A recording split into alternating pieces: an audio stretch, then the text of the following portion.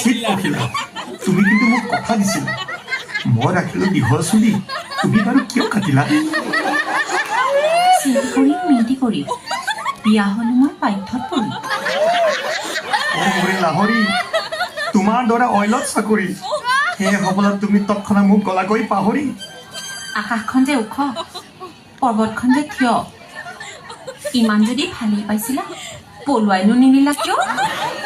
আছে mobile network নাই হ'ব ধন নাথাকিলে লাভ আৰু শুনা নেৰিবি ছাতি লাঠি তিয়নি আজিৰ পৰা আমি হ'লো বিয়ৈ আৰু বিয়নী বহাগ মাহত গছৰ ডালত বিলাই থাকি তুলি এতিয়াই কাটোগৈ মোৰ 30 বছৰীয়া চুলি